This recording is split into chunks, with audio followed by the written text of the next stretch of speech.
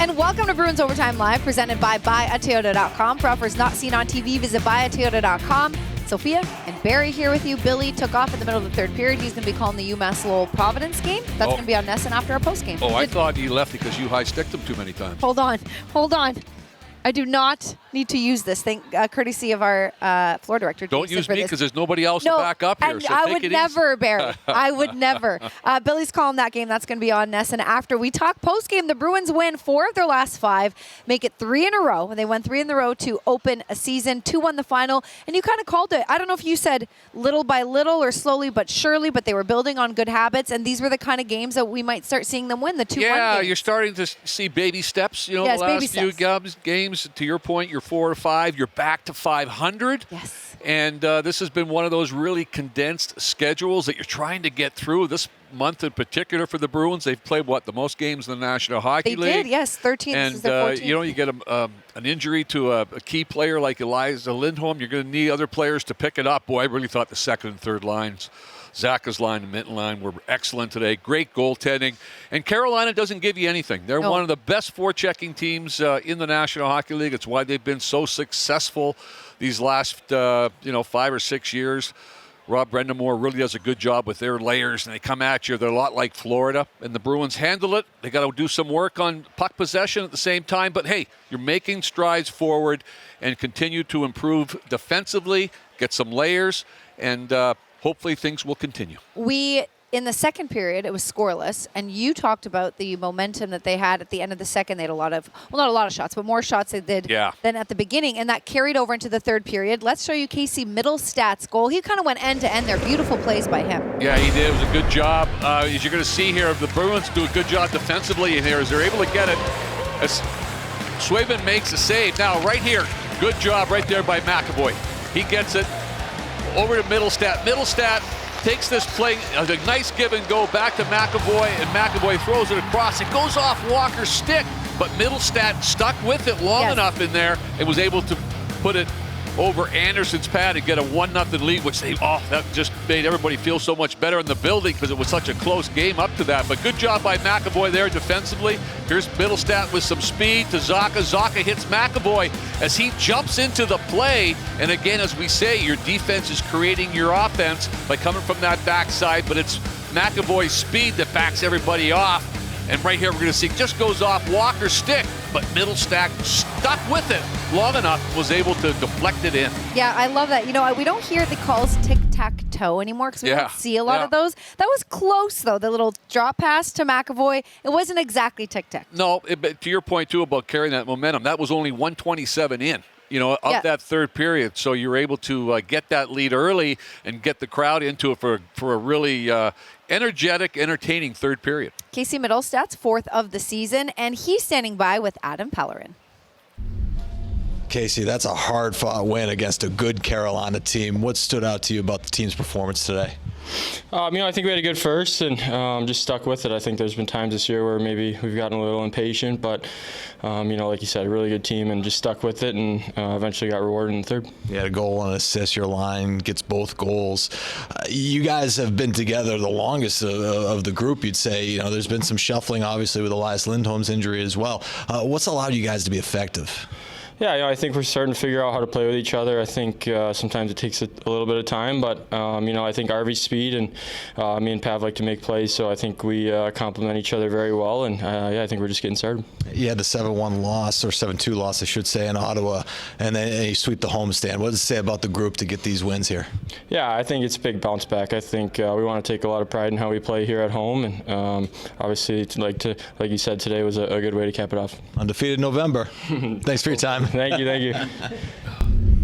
You know what? Adam brings up that loss. So really quickly, Barry, I want to pick your brain. Hated to see it. It was so bad by the Bruins, but in a way, because it was so bad, do you think it turned things around as opposed to a close loss? They were sick of that. No, they were, and it's one of those games where you perform so poorly. It's like, okay, we got to go right back to square one here, and it's not like we were close. Yeah. It was a blowout, and it's one of those situations where, hey, you're going to have those nights, especially in an 82-game schedule, and especially this year as everyone's been talking about how stacked the games are and how busy you are, 3 or 4 games a week, no time for practice. You're going to have some of those. Guys are going to have nagging injuries, not going to be feeling 100%, but so be it. And to your point, sometimes you have to hit a little rock bottom before you're able to recover. No time for practice and no time for beauty sleep. Or feeling sorry for yourself either. Yes, well, I should stop doing that. Okay. Okay. Victor Arvidsson also had the second goal in this one, and he had a nice little flip pass. We're going to stay with him a bit before we get to the goal here. What a play by him. Yeah, it's a good job. In your own zone here, you got some layers. You're able to block some shots. Middlestat knows Arvidsson has open ice, and what does he do? He just fires it up into that area. As Brick said, lays it into the area. Arvidsson gets it, keeps his feet moving, and is able to beat Anderson to the far side. I think Anderson actually thought he was going to try and maybe improve his angle a little bit and surprise them with that shot. Anderson lost his angle a little bit to his left. Arvidsson was able to put it right off the post, and almost a sigh of relief from the Garden crowd this afternoon. Was like, oh, thank God we got a 2-goal lead here. We're going to need it. Now, I loved it, and I loved the celebration. I know everyone thinks scoring in their own barn is the best, but nothing quite like it at TD Garden. You could tell he was kind of like pointing at the crowd, making eye contact. That was a good goal for him. His third of the season. Now, the Bruins didn't score after that, but they had plenty of chances still in the third period. So let's get to those, because that helped keep the momentum where it needs to be as opposed to playing in your own end. Yeah, don't be sitting back. You want to keep going with some opportunities. There's Zadorov, who had a good game, had a good opportunity there. But it's very important, again, and to your point about the growth, it's one thing to have a lead, but it's another thing, like with McAvoy here. Don't just sit back. If I have a chance with some ice, let me go and create some offense. McAvoy did a really good job, I thought, with his gap controls today. He was standing up. He was physically involved. He had a great game. And I think the important thing here is you have a young Bruins team trying to learn how to win as a group and to continue to make plays. It's easy for us to sit here and say, you got a 1-goal lead heading into the third period or something. You can't sit back. Well, that's easy for us to say. Yeah. You got to have that confidence in yourself and in your team and in your goaltending. When you do make a mistake, your goaltender's there to back you up. Absolutely, and it was nice to see the Bruins playing in the offensive end instead of defensively after a goal, because we've seen that a little bit. So we're seeing these little baby steps, like Barry said, over time with the Boston Bruins. It's time to take a look, at the Subaru New England star of the game, and we're giving it to Jeremy Swayman, who had 27 saves on 28 shots. His record so far this season at home through 4 starts, 3-1-0, a .925 save percentage, and a GAA of .201. And like you said, he really kept the minute, because Carolina, we saw in the first period some point-blank saves. He really, really made sure. Yeah, he did. He did a great job. And as we were talking about, when he's on his game, he makes it look easy. You don't give him enough credit because he's so technically sound. He's square to the shooter. He controls his rebounds.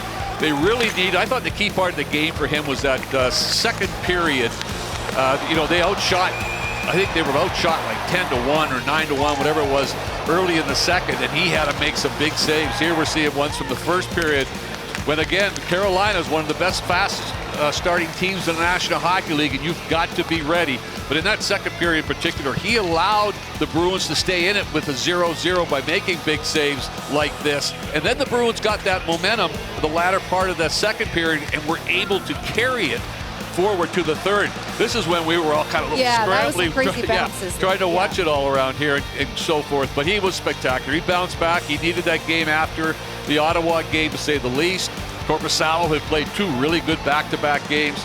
So now you got your goaltending, you hope, heading in the right direction. Team plays a little bit better defensively. Second and third line, you're getting good performances from them, some secondary scoring, starting to head in the right direction. Yeah, the goaltenders for this Bruins team through the ups and downs have been wonderful. Let's take a look at the shot chart of where Jeremy Swayman was seeing a lot of the shots. So, as we mentioned, some up close, a little too close. But that's not bad. That's better than what we've seen at the beginning of the year. Beginning of the year, you're seeing more of them right there from the red dot where they did score that goal, or right between the hash marks is, Bruins giving up those high danger opportunities. But they did a better job of that. And again, it's difficult, though, against the Carolina team that forechecks so well. They do.